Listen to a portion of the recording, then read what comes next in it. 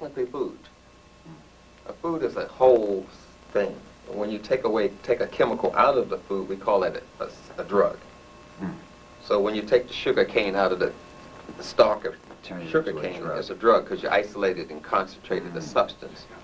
So when you eat the sugar, it pulls the moisture out of the nervous system, and we call that multiple sclerosis, Parkinson's, Alzheimer's, chronic fatigue, and fertility, because it pulls the moisture out of the nerves fall apart, fray as we call it, and that causes these diseases that people don't associate with sugar, which are directly caused by sugar. Aside from hyperactivity, high blood pressure, cataracts, glaucoma, those are other diseases caused by white sugar or dyed white sugar we call brown sugar, turbinogenic sugar, raw sugar, or those other sugars we call maple syrup, honey. All of those are lethal. So you were saying earlier the white sugar is made with pork, right?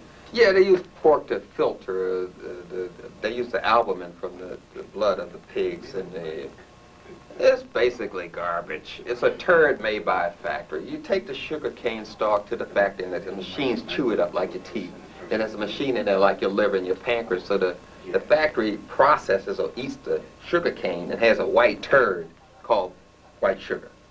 So people eating turds, bleached white flour, white sugar, those are turds of a factory. I mean, all this for shock element to get you so far. I mean, what you're saying sounds very colorful, and a lot of it might be true. All right, but the way you get people to accept things is you have to make it palatable. You have to make it presentable. You have to culture remarks, make it gentle. Exactly. So they can feel comfortable in their stupidity. I'm not doing it. Of course. But even, we usually bring the truth from whoever has truth to talk. I mean, to say. Something, you have something truthful to say, you're welcome here every day. But how you get people to change is that you have to make it a little bit more understanding. Yeah. Okay. All right? Now, you two are talking about Greek gods and the people out there, and most people are coming and ask, where do you get these people? I can't understand the thing he's talking about. I mean, I don't know anything about it. Yeah. Now, how do you reach my audience? How do I reach public your that I have? The people that stop me in the street, criticize, where did you get this guy from? Well, frankly, I'm not trying to reach everyone. Well, I mean, for my particular audience. Well, I'm I mean, being truthful with you.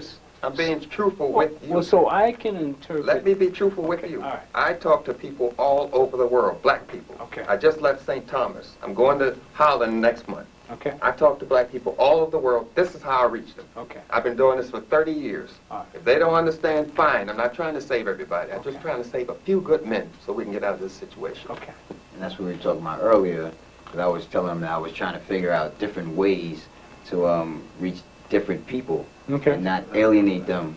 And he said that that's not his goal, you know what I mean, because it's a way that he does his thing. Okay. I'm trying to do it in a different way. Maybe that's my calling, but the brother is well accomplished and he heals people all over the world. Well, the thing is that when you're dealing with, we're talking about how to communicate with masses and that sort of thing, and how to bait them in, because everybody has to have a bait. That's what you call a commercial. You got to hook them in in order to talk to them. And you're looking at a military operation here. The food industry is controlled by military people. Retired generals sit on the board of Ross and Farina and Toyota Company. We're looking at a military approach on these people. And that's the approach we're dealing with. Everything is done with deception in the food industry. They tell you aspirin is good for headaches, and then it also causes bleeding. Right. You see? So the whole thing is all deception. So when someone bypasses deception and comes straight at them, you're going to have problems. So what we do is candy coat what the hell we're going to say. We use these cultural remarks like, white sugar is made in a factory and it has harmful effects upon your body because it pulls the moisture out your system. No, that's not it. The people are emotionally addicted to sugar. They did not get on sugar because of the information. They got on sugar because they're emotionally manipulated. To be addicted to sugar means you are in search of love, because sugar is associated with love and affection. The inability to love your children, yourself, your job, your bank account is also band-aid by eating sugar. When you're having problems with your relationship, it's sugar. And when you're angry, you eat salt.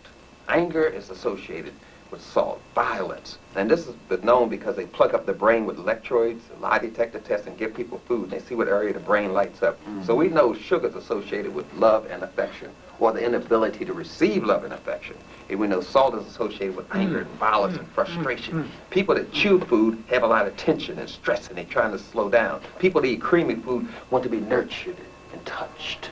So we know all of these things. The snack food industry is controlled by scientists. They know all of those things, Oh, yes. and that's why they develop it in a particular way to give to you, yes. and to market it to you to have that, for you to have that reaction. What's popcorn do?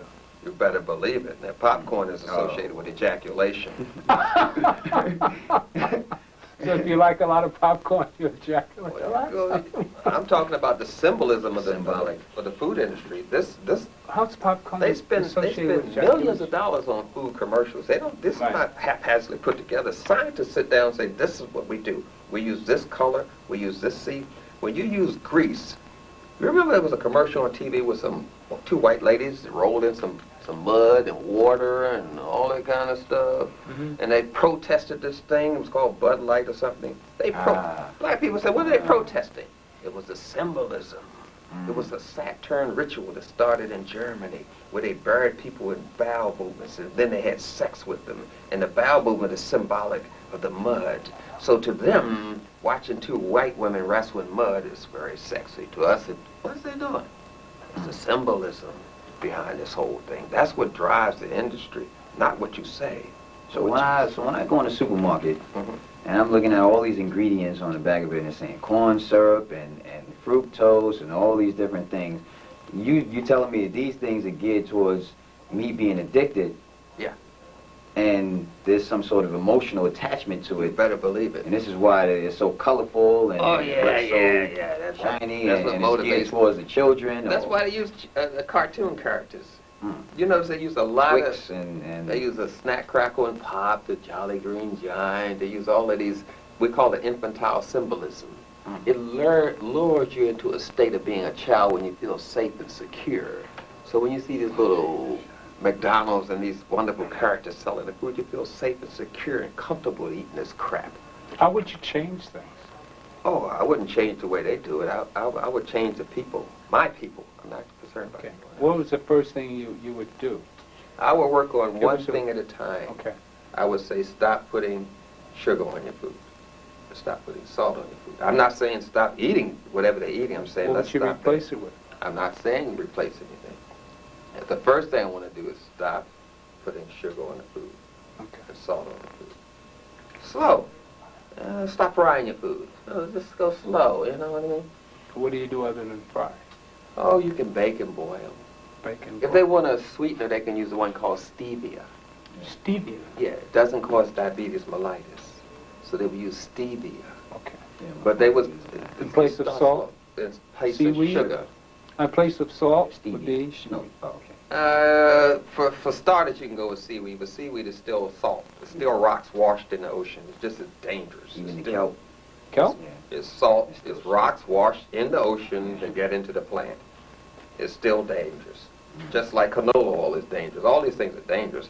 I'm just saying, we're just trying to say, look, let's go slow with this thing, because it took you a while to be as dumb as you are. It's going to take you, and my intelligence cannot challenge your ignorance. So let's just go slow with this thing. Don't put some white sugar on your food. Let's use some stevia. Don't put salt on your food. Let's lose some seaweeds. Don't fry your food. Bake and boil. Let's go slow for about a year. Mm-hmm. You know, if they want to change further, fine. If they want to stay there, fine. Give us an idea of what you eat daily. You know, what did you eat for breakfast this morning? I don't eat breakfast. You don't eat breakfast. No, I've been eating this way for 35 years, so Okay. how I eat is not how the audience is going to get there. They can't get there like I have. I've been on fast for 6 months and stuff like that. They can't go where I've been. So I'm just saying. It just gives us an idea of what you feel. I don't eat breakfast. I don't Okay. eat lunch. I drink water. What about dinner? According to what my wife wants to fix. If she wants to fix something, fine. If not, I'll bake some blueberries or bananas. So you hardly eat then. Well, my wife thinks so, but I think I eat a lot. I run 2 miles every day and I do 100 push-ups, stuff like that. See, lean and mean. No, not really. I'm a nurturer. See, I'm a nurturer. I'm in the healing profession. I may talk all this rough and all this, but when I'm in my office, man, I'm just a nurturer. I used to teach kindergarten. I don't know anything about all this stuff. I know the science behind it, but I'm just I just want to. So you're a medical doctor? Yeah, I used to have an office, and I treated people. I've had two offices in Atlanta for about 10 years. So now, in my field, I'm a pediatrician. What I'm saying is how sensitive people are, especially when they're ignorant. Yeah. When they come into your office, you wouldn't naturally not say. I mean, you wouldn't even appeal to people as being superior in all your knowledge, and insinuate that they're stupid. A lecturer and treating patients is two different. Okay. That's So two a patient different comes formats. into your office with all kind of, They're sick. Let's just face it. Eating all the sugar in the world. Yeah. Goes to McDonald's. Yeah. Make do. Overweight. Got a wife and 3 kids. A mortgage to pay. Things, yeah. No, he doesn't masturbate. Well, these are usual things. Talking about a usual patient. He's healthy. Has one bowel got movement a 3 week. Yeah. No, he's got 2 a day. I don't know these people. I'm talking about an average patient comes in here about 3 bowel movements a week. They don't drink Really? water. That's right. They don't exercise. 3 bowel movements. And they don't exercise. And they don't drink adequate water.